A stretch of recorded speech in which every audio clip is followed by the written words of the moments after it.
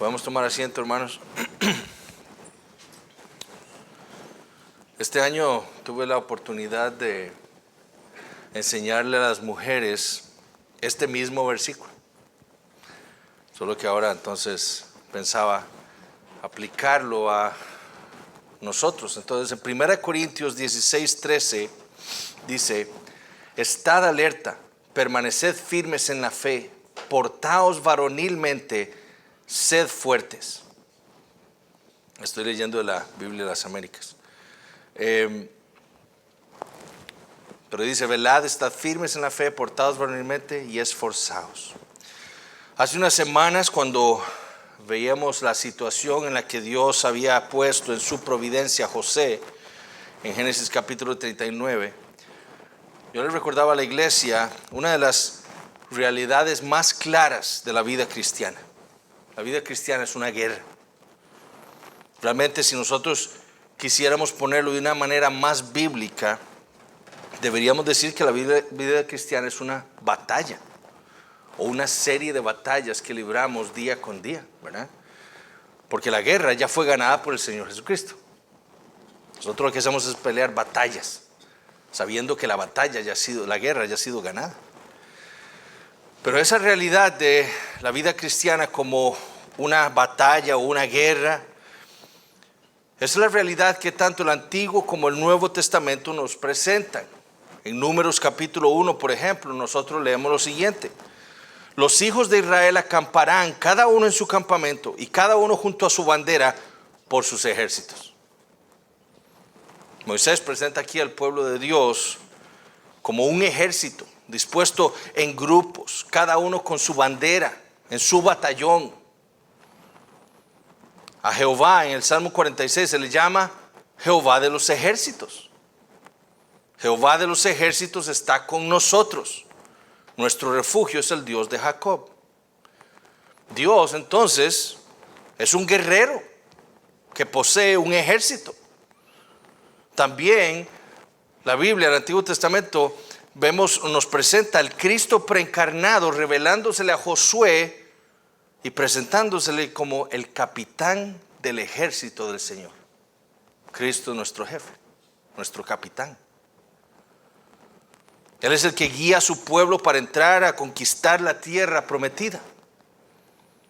Pero el Nuevo Testamento también enseña la misma realidad. A los filipenses Pablo les dijo con respecto a Epafrodito lo siguiente: mas tuve por necesario enviaros a Epafrodito, mi hermano y colaborador y compañero de milicia, vuestro mensajero y ministrador de mis necesidades. Compañero de milicia. Pablo vio a Epafrodito, este cristiano que andaba con él, como un compañero de guerra, un soldado más como él. De Timoteo también Pablo se refirió de la misma manera. En su segunda carta le dijo: sufre penalidades conmigo como buen soldado de Cristo Jesús.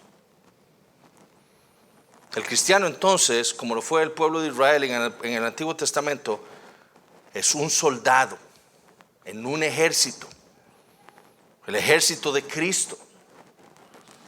Por eso es que Pablo le recordó a los efesios la vestimenta que cada uno de los creyentes debe portar cada día de su vida. Nosotros olvidamos esto, eso es lo que quiero que veamos. Nosotros olvidamos que estamos en una batalla y por eso no portamos la vestimenta que deberíamos portar cada día de nuestras vidas. Salimos sin el yelmo, salimos sin el escudo, salimos en la espada porque no la llevamos en el corazón. En el capítulo 6 de Efesios, Pablo dice: vestíos de toda la armadura de Dios para que podáis estar firmes contra las acechanzas del diablo. Hay un enemigo, porque no tenemos lucha contra sangre y carne. O sea, hay una lucha, hay una guerra, pero esa lucha, esa guerra nuestra no es contra carne y sangre, sino contra principados, contra potestades, contra los gobernadores de las tinieblas de este siglo, contra huestes, ejércitos espirituales de maldad en las regiones celestes. Por tanto, porque la vida cristiana es una guerra, porque todos nosotros como creyentes somos soldados de Cristo, tomad toda la armadura de Dios para que podáis resistir en el día malo, y habiendo acabado todo, estar firmes. Estad pues firmes, ceñidos vuestros lomos con la verdad, vestidos con la coraza de justicia, calzados los pies con el apresto del evangelio de la paz. Sobre todo, tomad el escudo de la fe, con que podáis apagar todos los dardos de fuego del maligno.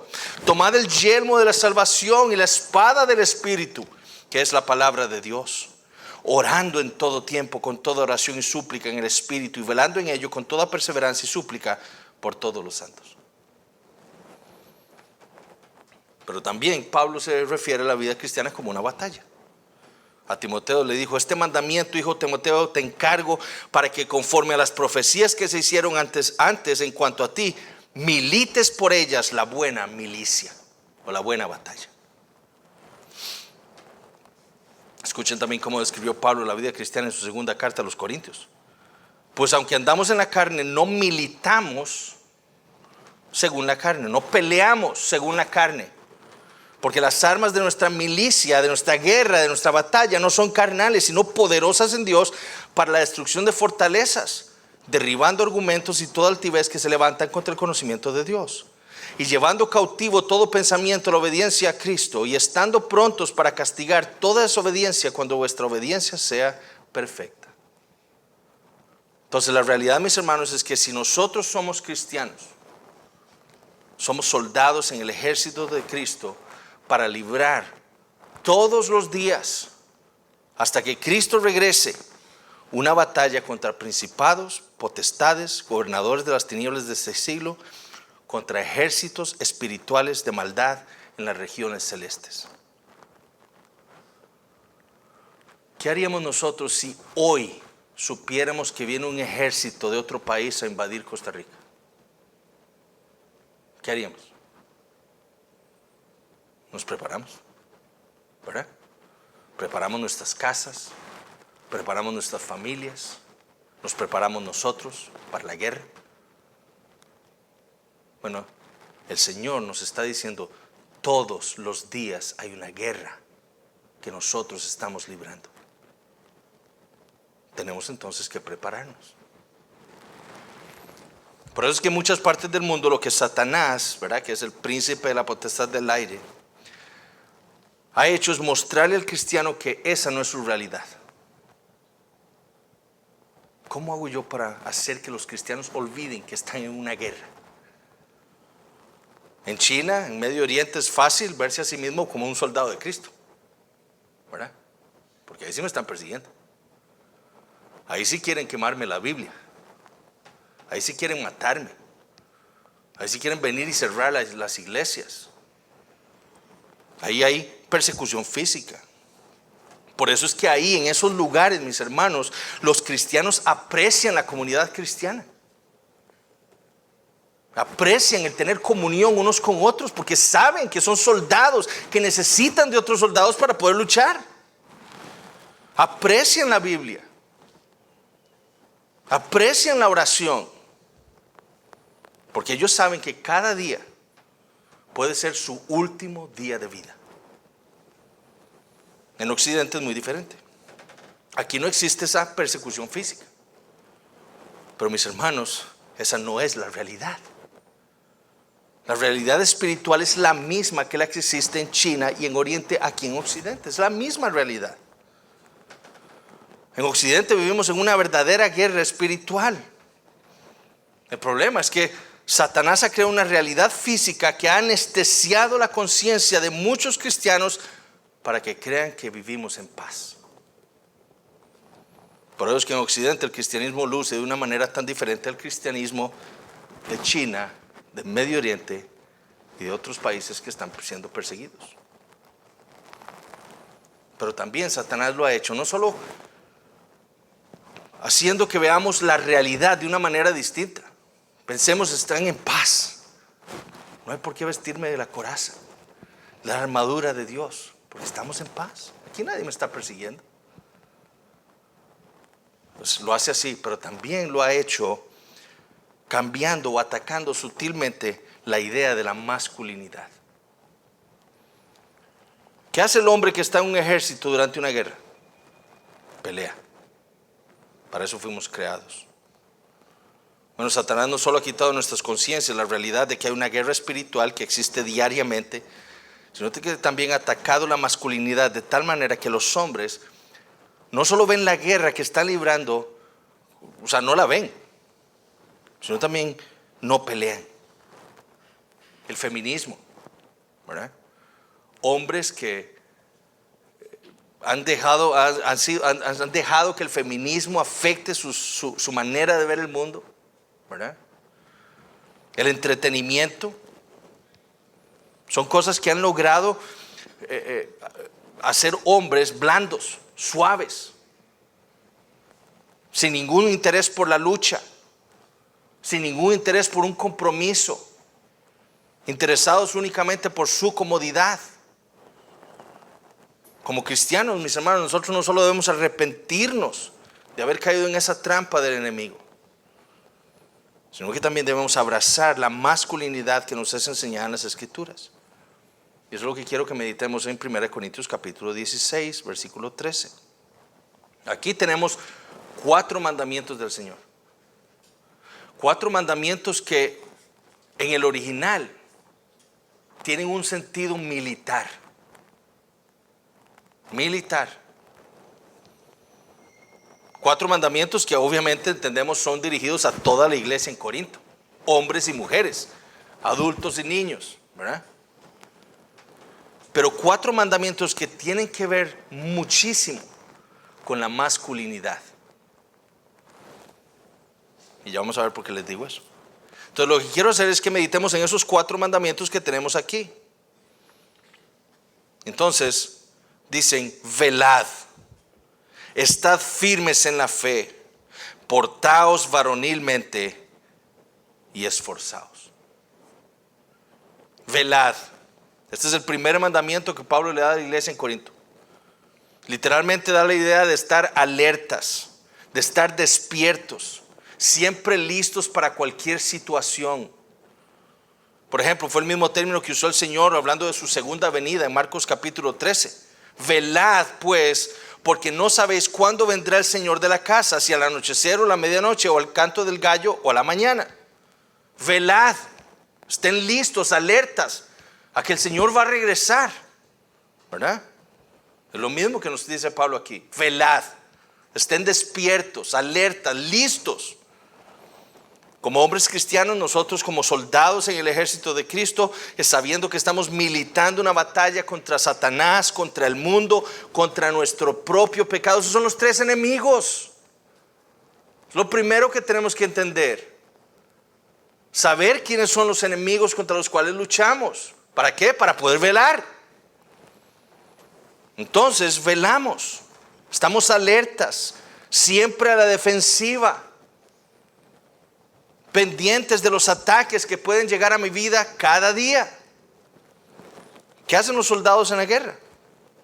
Bueno, ellos planifican la batalla, se preparan, ellos planifican su estrategia en cada momento, estudian a su enemigo, estudian sus estrategias, estudian la manera en la que los enemigos los han derrotado en algunas batallas también a ellos. Las veces que ellos han sido heridos por sus enemigos. Ellos saben que solo así podrán ganar la batalla, solo así podrán tener éxito.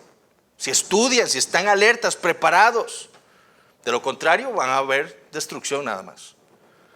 Por eso es que el apóstol Pedro escribió lo mismo: sed sobrios y velad. Estén alertas. ¿Por qué? Porque vuestro adversario, el diablo, como león rugiente, anda alrededor buscando a quien devorar. Entonces, ¿qué hacen? Velar. Yo conozco a mi enemigo. Él anda como un león, viendo a ver a quién devora, viendo a ver en qué estoy yo débil, para destruirme, para hacerme caer, para hacerme pecar contra el Señor. Entonces, ¿qué hago yo? Estoy alerta. ¿Por qué creemos que hay tantos cristianos que andan cayendo constantemente a los ataques de Satanás? Porque no velan, no se preparan diariamente para la batalla, no consideran a estos 3 enemigos que tenemos, no conocen sus estrategias por las cuales Satanás, el mundo, los ha hecho pecar contra Dios. Yo recuerdo cuando pasaba por ahí estaba esa fotografía. Pequé contra el Señor. Y una semana después volví a pasar por ahí y volví a caer, ¿verdad? No conocen su debilidad, no conocen los ataques del enemigo, no se conocen las estrategias que el enemigo ha usado para destruirnos, para hacernos pecar. ¿Ustedes creen que un póster de una mujer semidesnuda en la calle por donde usted va pasando todos los días es casualidad que esté ahí? No es casualidad. El enemigo lo ha puesto ahí. ¿Para qué? Para que usted caiga. Entonces pase por otro lado. Si tiene que durar 20 minutos más, dure 20 minutos, pero usted sabe que usted por ahí no puede pasar. De vuelta por otro lado.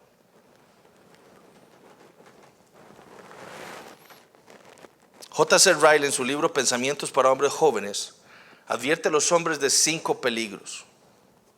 Y él dice, primero, el orgullo. Él dice, el orgullo está en todos nuestros corazones por naturaleza. Nacemos orgullosos. El orgullo nos hace descansar contentos con nosotros mismos, pensar que somos lo suficientemente buenos como somos, evitar que tomemos consejos, rechazar el evangelio de Cristo, convertir a cada uno en su propio camino. Pero el orgullo nunca reina en ningún lugar con tanta fuerza como en el corazón de un joven. Qué común es ver a hombres jóvenes con cabezas grandes, de mente alta e impacientes con cualquier consejo. Con qué frecuencia son groseros y poco corteses con todos a su alrededor, pensando que no son valorados y honrados como se merecen. Con qué frecuencia no se detendrán a escuchar una pista de una persona mayor. Creen que lo saben todo, están llenos de la presunción de su propia sabiduría. No están alertas sabiendo que ellos necesitan consejos de otros. Piensan que los ancianos, especialmente sus familiares, son estúpidos, aburridos, lentos. No quieren enseñanza ni instrucción ellos mismos, entienden todas las cosas. Casi les enfada que les hablen. Como los caballos jóvenes no pueden soportar el más mínimo control. Deben ser independientes y tener su propio camino. Parecen pensar como aquellos a quienes Job mencionó. Ustedes son el pueblo y la sabiduría morirá con ustedes. Y todo eso es orgullo. ¿Qué aconseja Ryle? Jóvenes, les ruego sinceramente, cuidado con el orgullo. Se dice que 2 cosas son vistas muy raras en el mundo. Una es un joven humilde y la otra es un anciano contento. Me temo que esto es demasiado cierto. No te sientas orgulloso de tus propias habilidades, tu propia fuerza, tu propio conocimiento, tu propia apariencia, tu propia inteligencia. En mis fuerzas yo sé que paso por ahí, no voy a pecar. No pienses así, eso es orgullo. Conoce tu debilidad. No te sientas orgulloso de ti mismo y de tus dotaciones de ningún tipo. Todo viene de no conocerte a ti mismo y al mundo y al enemigo. Entonces, velad. El segundo enemigo, dice, contra el que advierte Ryle, es el amor al placer. De nuevo, Ryle dice, jóvenes, el tiempo no me permitiría contarles todos los frutos que produce este amor por el placer y todas las formas en que puede hacerles daño.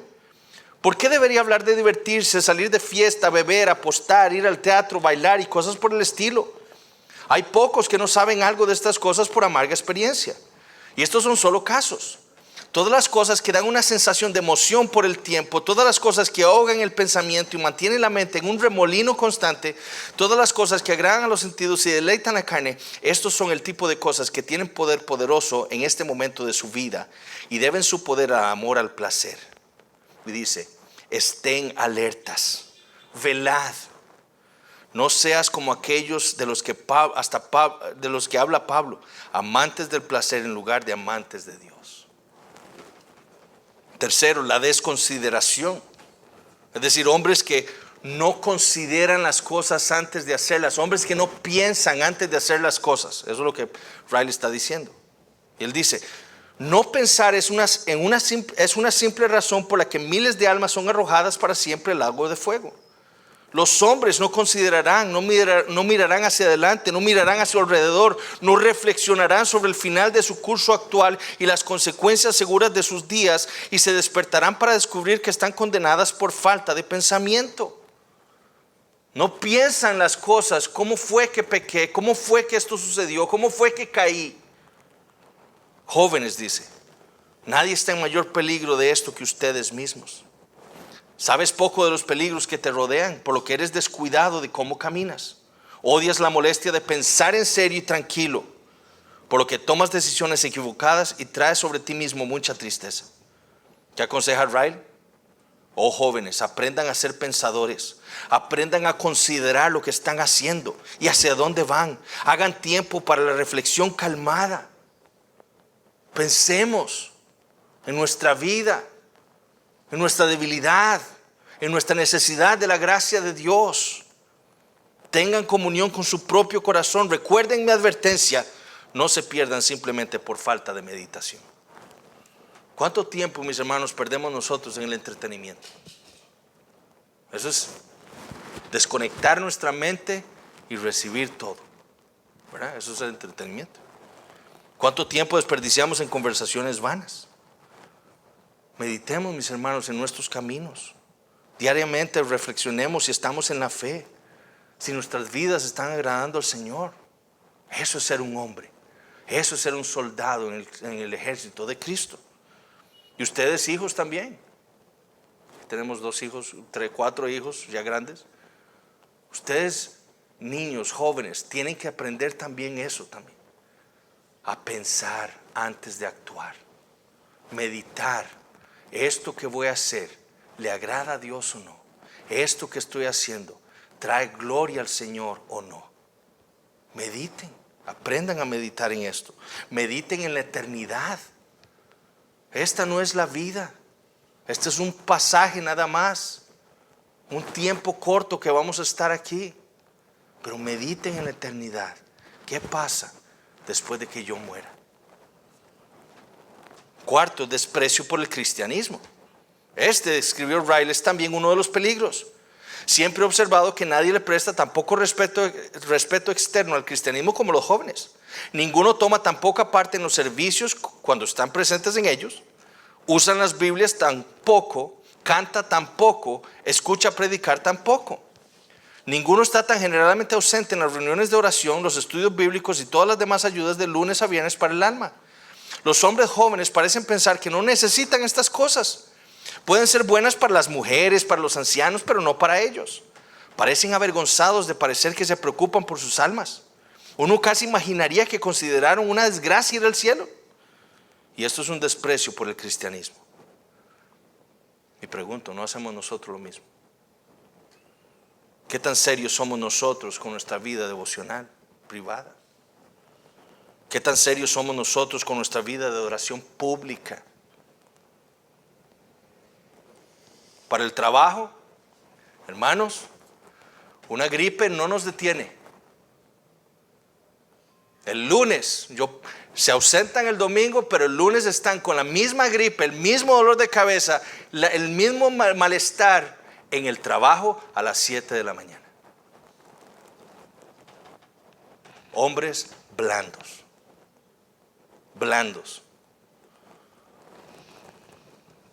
Es que no quiero contagiar.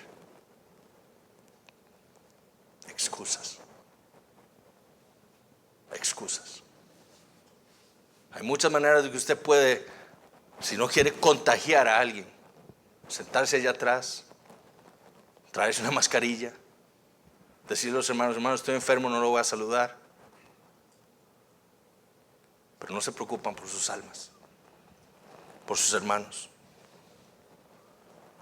¿Qué tan serios somos con nuestras oraciones, con nuestra lectura diaria de la Biblia, con nuestro compañerismo con otros hermanos en la fe? ¿Qué tan serios somos con los sacramentos, nuestra fidelidad a la cena del Señor? Nosotros necesitamos los sacramentos, si no estamos débiles. Un soldado, si hay algo que un soldado no hace, es dejar de comer cuando puede comer.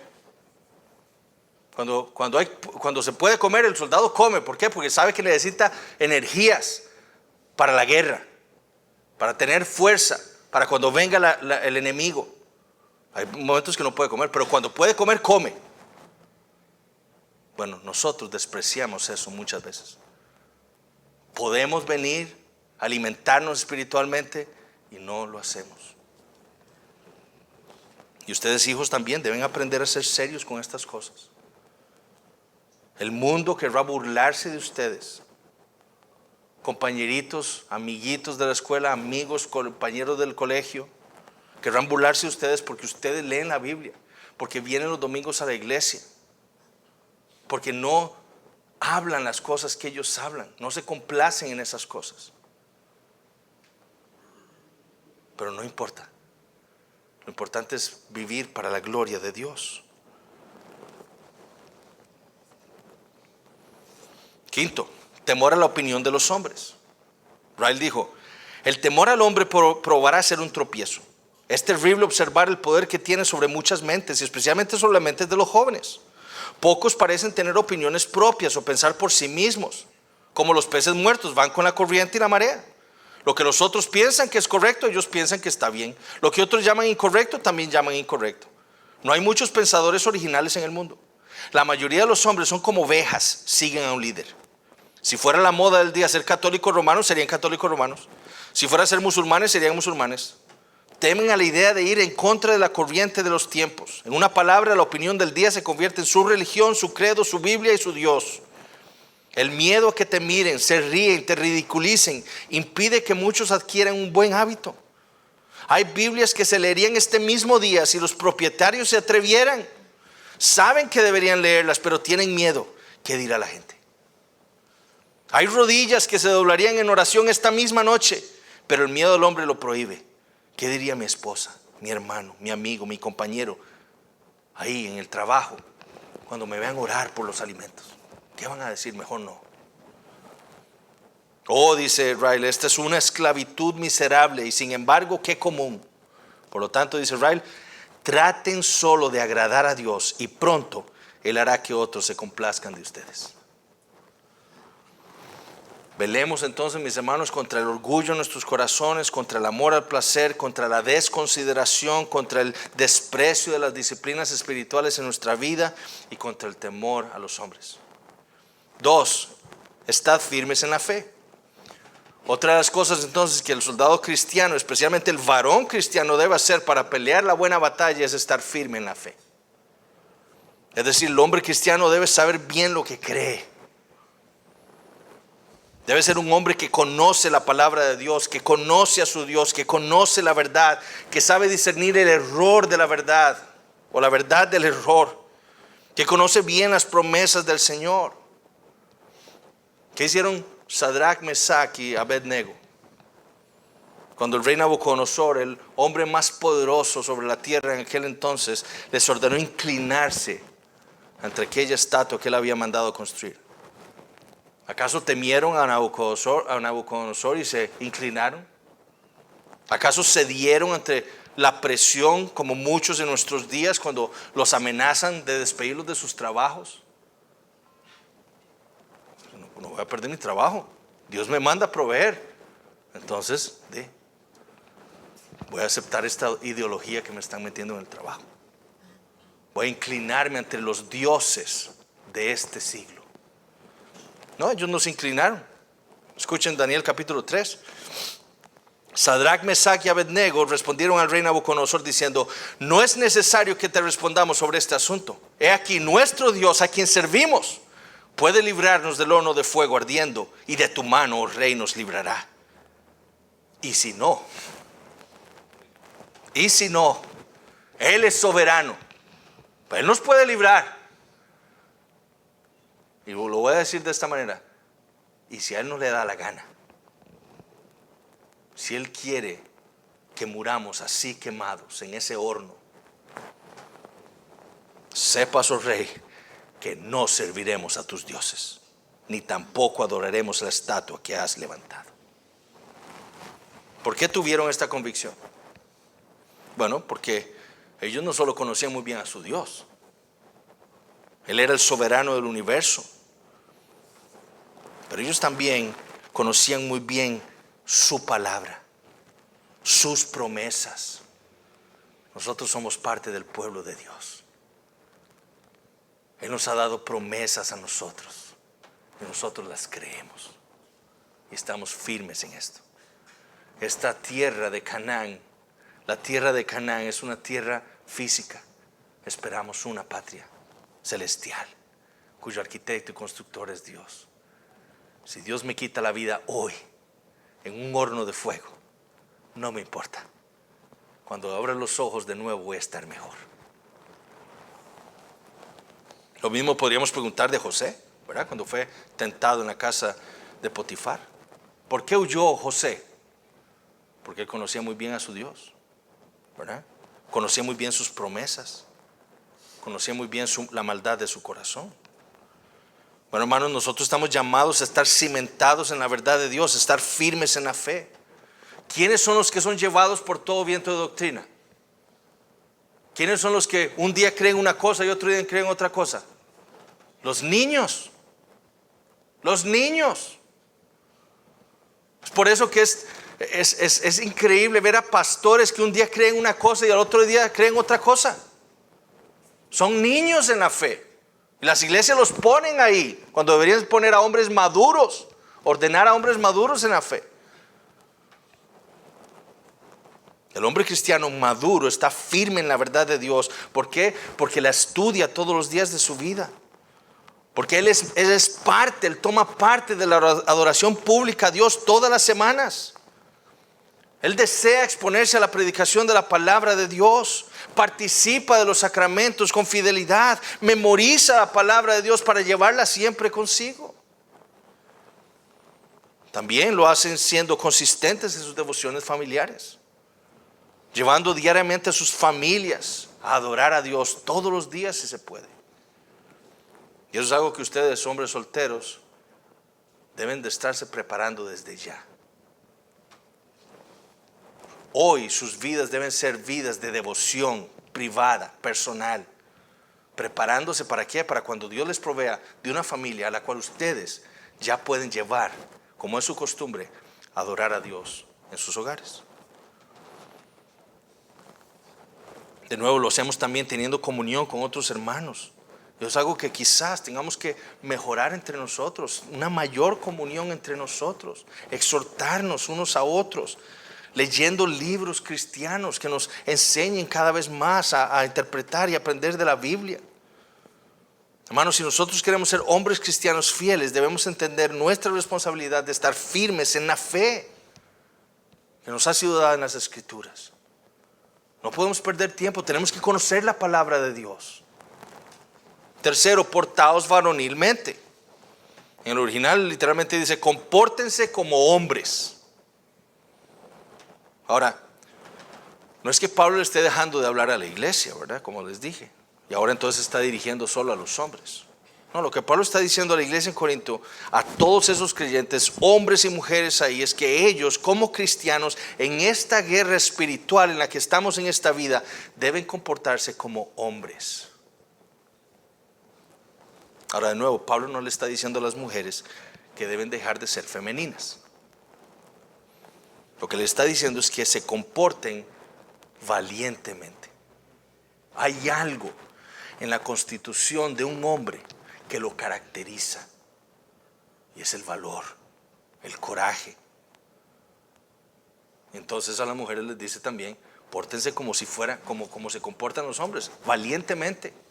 No son cobardes, son valientes. Ahora, ¿qué implica esto para nosotros? Bueno, uno, primero, rechazar comportarnos como mujeres. Portados varonilmente, entonces no se comportan como mujeres. En el capítulo 6, Pablo dijo que los afeminados, aquellos que parecen que se comportan como mujeres, no heredarán el reino de Dios. Dios hizo a las mujeres de una manera diferente a los hombres. Ellas son el vaso más frágil, no somos nosotros. Son las mujeres el vaso más frágil. Son delicadas, son más débiles, más susceptibles a las cosas, al estrés.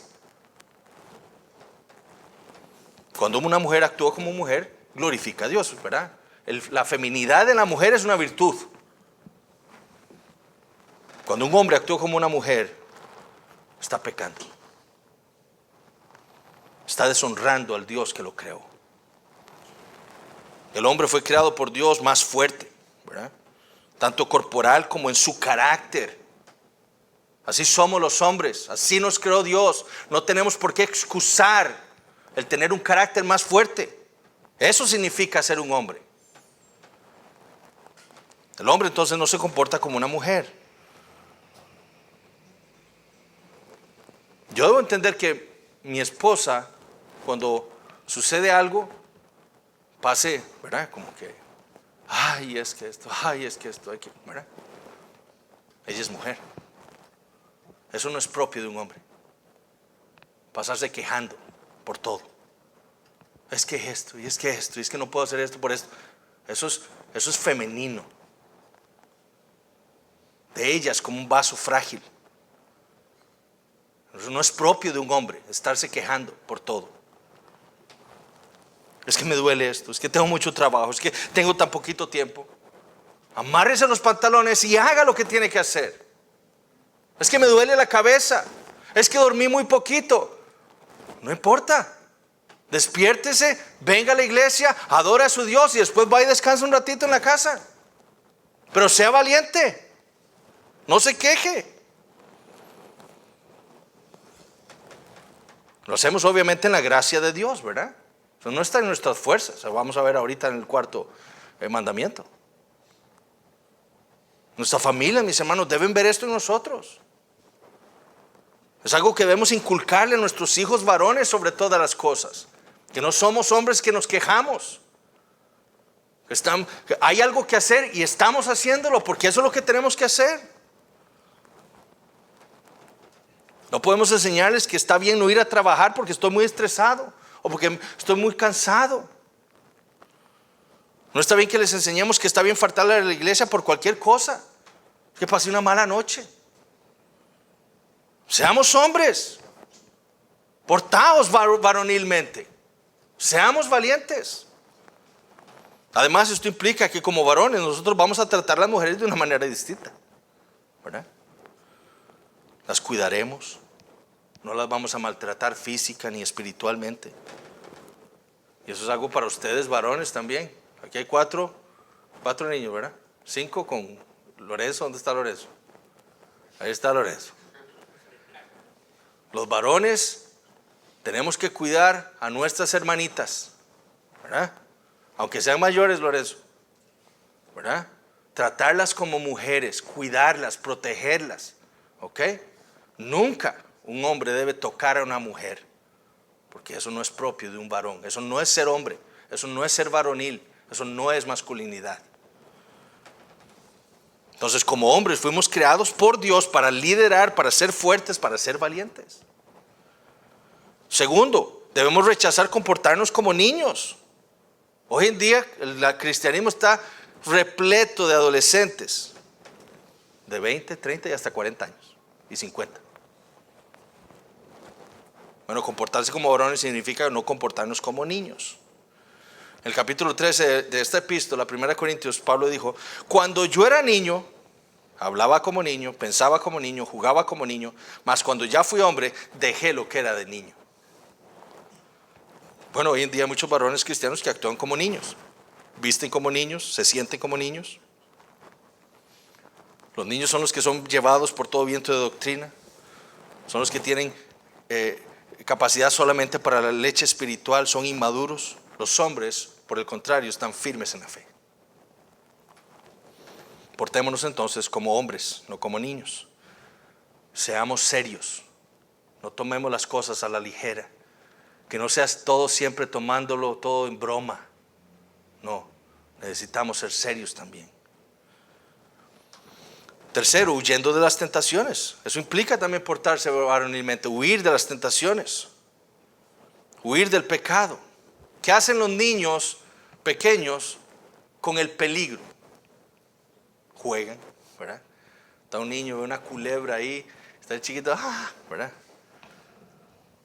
O llegan niños a mi casa y, ¿verdad? Y le meten la mano a Rex, ¿verdad? Sin pensar que se los puede comer, ¿verdad? Pero ese es un niño. No conoce el peligro, él juega con el peligro, no lo considera. Los hombres, por el contrario, le huyen al peligro. Le huyen al peligro. Luchamos huyendo contra el pecado. Ser valiente no es quedarse ahí, siendo tentado, llenando mi cabeza de tonterías con la gente ahí en el trabajo, hablando. Eso no es ser valiente. Ser valiente es huir de la tentación. ¿Para qué? Para no pecar contra mi Dios. El ejemplo lo vimos en la vida de José, ¿verdad? El hombre cristiano entiende esto. No os ha sobrevenido ninguna tentación que no sea humana, pero fiel es Dios, que no os dejará ser tentados más de lo que podéis resistir, sino que dará también juntamente con la tentación la salida para que podáis soportar. Entonces, cuando la tentación viene, el hombre cristiano huye. Huid de la fornicación. 4. El hombre se porta varonilmente proveyendo para su familia física y espiritualmente. Adán fue creado para proveer para su esposa y su familia. Él fue llamado a cuidar y labrar. Eva fue tomada más bien de su costado para enseñarle a Adán que él debía cuidar de ella, que ella dependía de él. Bueno, el hombre cristiano ha sido llamado por Dios a portarse varonilmente, proveyendo para su esposa y sus hijos. Porque si alguno, dice Pablo en 1 Timoteo 5:8, no provee para los suyos y mayormente para los de su casa, ha negado la fe y es peor que un incrédulo. Para los de su casa, esto incluye su papá y su mamá cuando son viejitos y no pueden. El hombre cristiano provee para los de su casa, porque si no es peor que un incrédulo.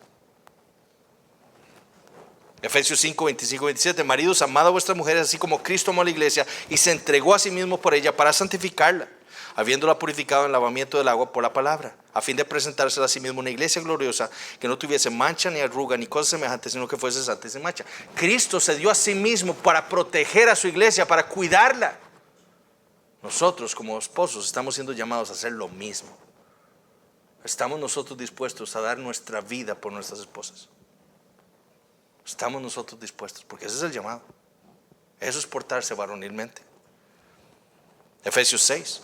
Y vosotros padres, no provoquéis a ir a vuestros hijos, sino criadlos en disciplina y amonestación del Señor. Padres, dice. Y en el original no es papá y mamá, es papá.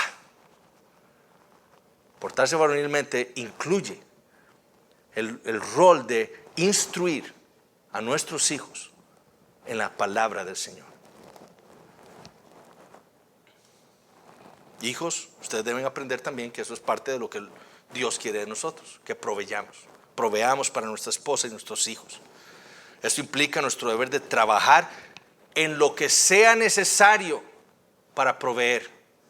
Trabajar los trabajos que tengamos que trabajar para poder proveer para mi esposa y mis hijos, sin quejas. Sin quejas. ¿Qué pasa si Dios hace que su papá muera? ¿Quién va a cuidar de mamá? Bueno, si ustedes son adultos ya, ustedes son los encargados de cuidar a su mamá. Trabajando. Quinto, protegiendo a sus esposas, hijos e iglesia. El cristiano se porta varonilmente cuando protege. Adán fue creado también para proteger a Eva, ¿verdad? Y a sus hijos. El hombre cristiano sabe que en el mundo hay muchos peligros, por tanto él piensa y actúa de tal manera que su esposa e hijos estén a salvo. ¿Ok? Entonces, si mi esposa me dice, mira amor, es que unas amigas me invitaron o unas hermanas me invitaron a la casa, es a las 8 de la noche, quizás estoy llegando aquí como a las 11, perdón, ¿vas a andar en carro sola a las 11 de la noche? No. Mejor yo voy y te dejo y te traigo. O no vas. ¿Por qué? Porque estamos pensando en su bien, en su cuidado. Eso es parte de nuestro deber, protegerlas. Si está, ¿verdad? Hay un montón de cosas que sacar del carro. ¿Quién la va a hacer? Ella. No, si estamos nosotros lo hacemos. Nos esforzamos por ellas. Pero el hombre cristiano no solo sabe que hay peligros físicos para su familia, sino sabe que también hay peligros espirituales, pecado, tentaciones que pueden dañar a su familia.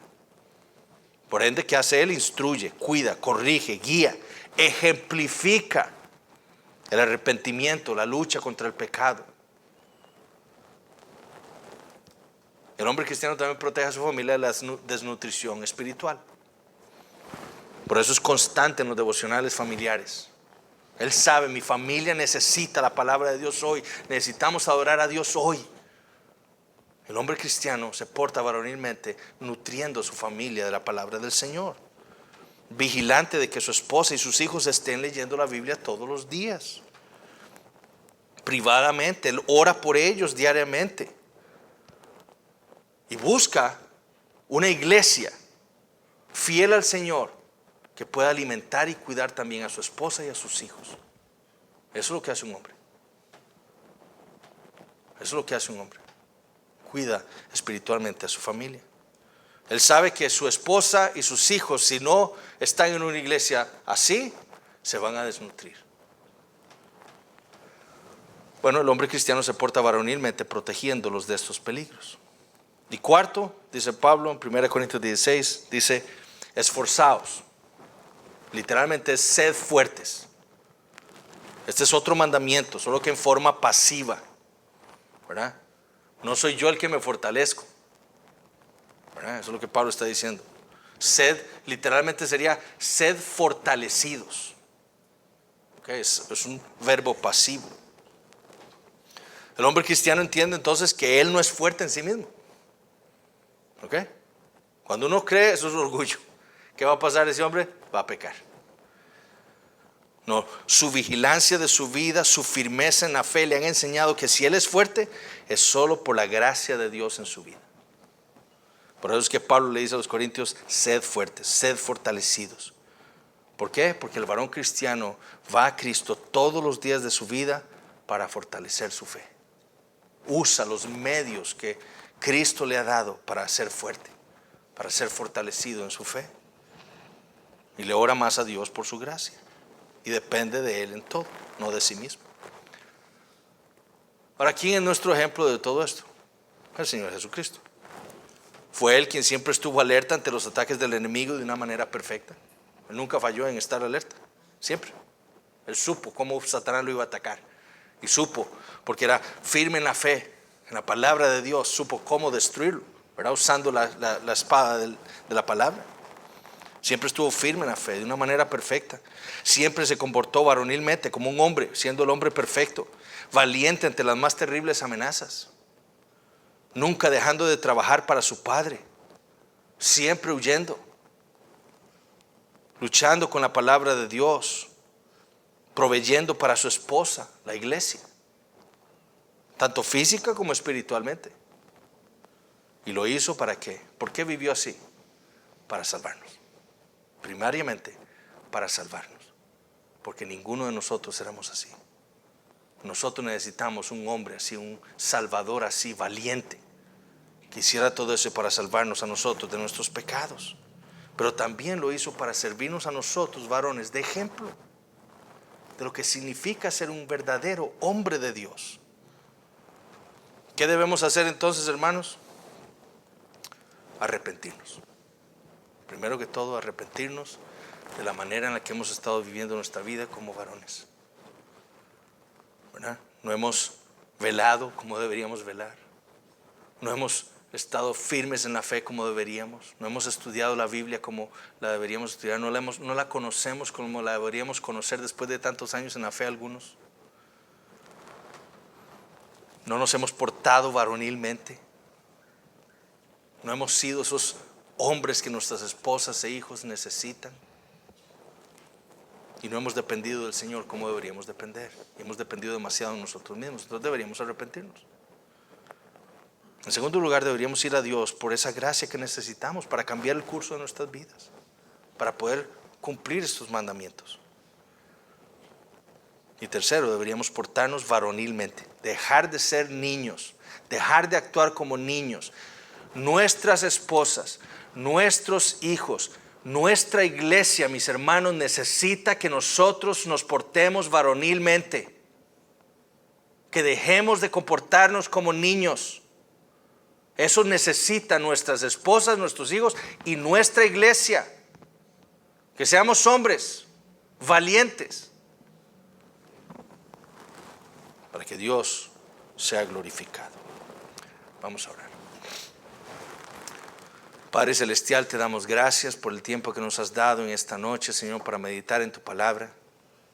Te damos gracias, Señor, porque tú nunca nos dejas sin exhortación.